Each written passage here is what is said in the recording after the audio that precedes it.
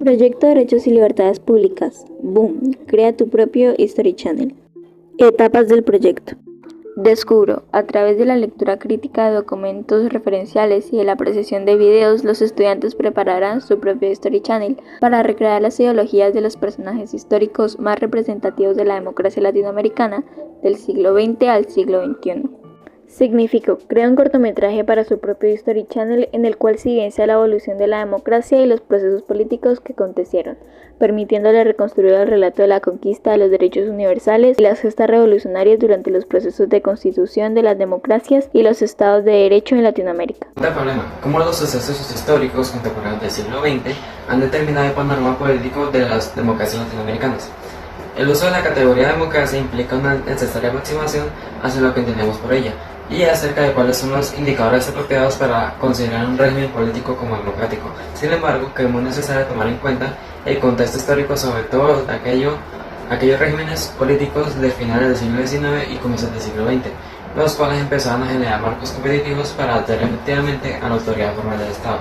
De no ser así, muchos de los países europeos norteamericanos considerados como democráticamente durante ese periodo no serían efectivamente democracias, si no le aplicaron los requisitos exigidos hoy en día. La Segunda Guerra Mundial, una guerra que dejó devastado casi, o diría yo por completo, al mundo entero. Dejó consecuencias como la Guerra Fría, guerra que le dio un nuevo comienzo a América Latina, siendo esta tomada por gobernantes que durante años violaron sistemáticamente los derechos de sus ciudadanos, en un contexto en que la tensión entre Estados Unidos y la Unión Soviética marcaba todas las disputas geopolíticas. Precisamente los norteamericanos, con el objetivo de combatir el comunismo y frenar los gobiernos izquierdistas de la región, brindaron apoyo militar, técnico y financiero a muchos de estos regímenes dictatoriales, dando así inicio a una era donde las dictaduras se volvieron el diario vivir de los países latinoamericanos.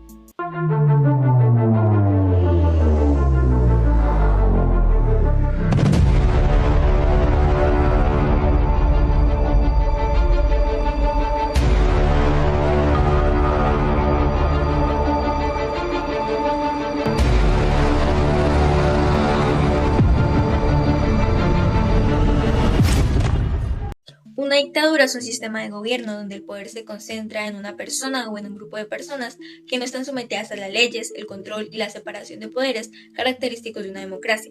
Además, las dictaduras se caracterizan por la falta de pluralismo político y por vulnerar mediante el control autoritario de la sociedad los derechos y libertades civiles de la población.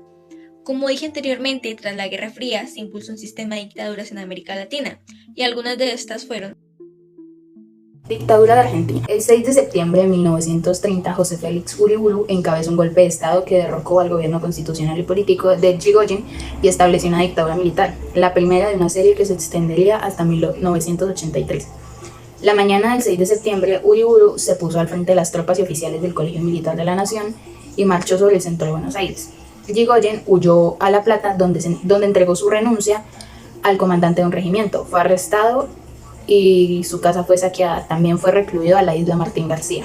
Uriburu se nombró a sí mismo presidente provisional y lanzó una proclama redactada por Leopoldo Lugones y corregida por el coronel José María Saroves.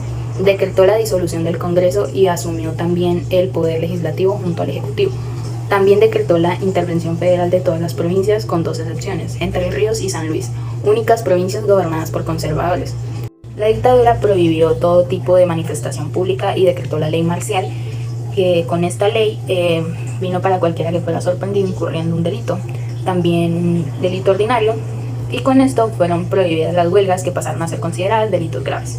Estableció un régimen represivo que incluyó por primera vez la utilización sistemática de tortura para los opositores políticos, en particular anarquistas, comunistas y radicales rigoyenistas, mediante la selección de un orden político de la policía de la capital al mando de Leopoldo Lugones, que era su hijo. El 8 de mayo suspendió al Colegio Electoral Provincial y nombró al gobernador facto de la provincia de Buenos Aires, Manuel Ramón Alvarado. Unas pocas semanas más tarde estalló una revolución de la provincia de Corrientes dirigida por el teniente coronel Gregorio Pomar. Aunque fue rápidamente reprimida, le dio a Uriburu la excusa que buscaba.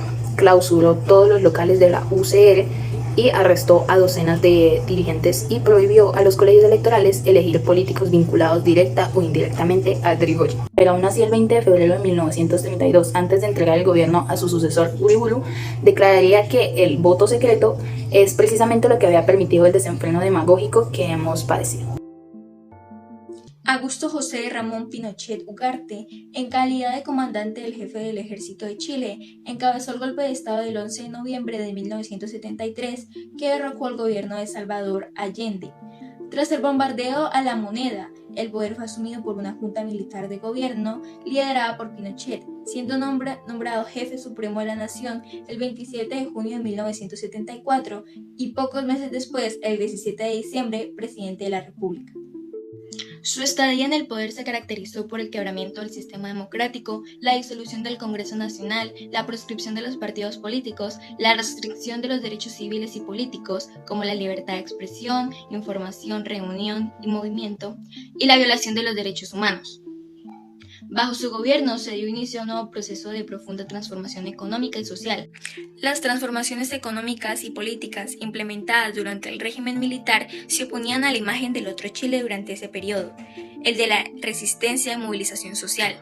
Desde 1983 se inició una fuerte oposición al régimen, situación que culminó con el triunfo de la opción no en el plebiscito de 1988. El 11 de marzo de 1998, al día siguiente de abandonar la comandancia en jefe, Pinochet volvió a participar activamente en la política del país cuando asumió como senador vitalicio. Sin embargo, su fuero parlamento no impidió que se iniciaran diversos procesos judiciales en su contra. Caso emblemático fue la detención en Londres en 1998 y el caso Riggers, que lo acusaba de malversación de fondos públicos. Paraguay. El país abandonó la dependencia económica argentina, en última instancia la británica, y basculó hacia Brasil, que es la principal aliada que Estados Unidos de América tiene en la zona, país que por su parte ha establecido a sí mismo y de forma directa surtidas redes económicas en el propio Paraguay a través de algunas multinacionales, la dictadura militar de Alfredo Stroessner, también denominada estronato, el estronismo o coloquialmente la dictadura, fue el régimen dictatorial establecido en Paraguay durante una gran parte de la mitad del siglo XX, en el que durante un periodo de prácticamente 34 años y 1702 días, entre el 15 de agosto de 1954 y el 3 de febrero de 1989, Paraguay fue gobernado por el general de ejército Alfredo Stroessner. Dictadura de Perú. La Junta Militar, liderada por el general Juan Velasco Alvarado, nombró a Velasco como presidente de facto de la dictadura, promoviendo reformas de carácter nacionalista y de izquierda, que dieron un impacto profundo en la sociedad del país, como la promulgación de la reforma agraria, la oficialización del quechua como idioma oficial a nivel nacional, el incremento de los derechos laborales y la empoderación de los sindicatos y de los pueblos indígenas del país. Sin embargo, otras medidas como la nacionalización de los recursos naturales y la expropiación de empresas y medios de comunicación generaron una fuerte crisis económica y provocaron el aislamiento internacional del país.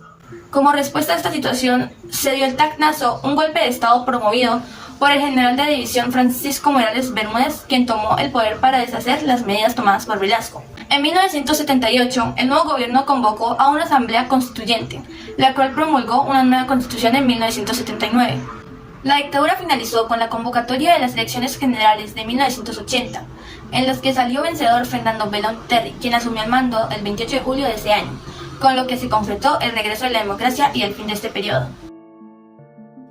El 10 de marzo de 1952, el ejército cubano, guiado por Fulgencio Batista, interviene en las elecciones que se realizarían el 1 de junio de ese mismo año, llevando a cabo un pronunciamiento militar o golpe de Estado, instalando en el país una dictadura. Al tomar el poder, Batista habría heredado uno de los países relativamente prósperos de América Latina. Aunque un tercio de la población vivía bajo el umbral de la pobreza, Cuba era uno de los países más desarrollados de la región. En la década de 1950, el PIB de Cuba per cápita era aproximadamente igual al de Italia, según las cifras del gobierno de Batista, aunque seguía siendo un sexto que el de los Estados Unidos. Sin embargo, según un estudio que realizó el Consejo Nacional de Economía de Estados Unidos, entre mayo de 1956 y junio de 1957, en las zonas rurales, cerca del 60% de los campesinos vivían en barracones con techo de gusano y piso de tierra, desprovistos de sanitarios o de agua corriente. Cerca del 90% no tenían electricidad, cerca del 85% de estos barracones tenían una o dos piezas para toda una familia, solo el 11% de los campesinos consumía leche, el 4% carne, el 2% huevos y el 43% eran analfabetos. La dictadura llegó a su fin tras la Revolución Cubana liderada por Fidel Castro, que inició en julio de 1953 y continuó esporádicamente hasta que los rebeldes finalmente derrocaron a Batista el 31 de diciembre de 1958, sustituyendo su gobierno. Inmediatamente después de la revolución, el gobierno de Castro inició un programa de nacionalización, centralización de la prensa y consolidación política que transformó la economía y la sociedad civil de Cuba. Gustavo Rojas Pinilla fue un militar, ingeniero civil y político dictador colombiano. Durante su carrera política fue apodado como Burro-Pi debido a las primeras sílabas de su nombre. Fue presidente colombiano tras el primer golpe de Estado que se daría el titular Laureano Gómez, ocupando el facto de política de presidencia de Colombia del 13 de junio de 1953 al 10 de mayo de 1957, debido a una dictadura militar. Su mandato se caracterizó por la realización de diferentes trabajos de infraestructuras, gracias a obras como el Aeropuerto Internacional El Dorado, el Hospital Militar Central, la Calle 26 y el Centro Administrativo Nacional, CAM, y la Secretaría Nacional de Asistencia Social, SENAS. Además, en algunas ocasiones petroleras tuvieron el control gubernamental. Gustavo Rojas Pinilla estuvo en el poder desde el 13 de junio de 1953 hasta luego de días de paro nacional, liderado por el Partido Liberal Conservador. Tuvo que renunciar el 13 de mayo de 1957. El golpe de Estado fue recibido con júbilo por la ciudadanía y los sectores políticos, económicos y religiosos del país. Los principales motivos de este júbilo fueron el fin de la crisis de violencia en que se vivía el país, apoyó y se generó en general meses previos, pacífica interrupción del gobierno de Gómez, ya que ni la fuerza ni militar se usó en los sucesos. Se considera que el gobierno de Rojas Pinilla no fue una dictadura tradicional, ya que Rojas Pinilla nunca ejerció la fuerza militar para llegar al gobierno. Lo anteriormente dicho, podemos concluir que las dictaduras pusieron un régimen militar en países latinoamericanos, dando paso a posiciones políticas que en la mayoría de estos casos, estos procesos fueron sellados acabando con regímenes gracias a candidatos presidenciales.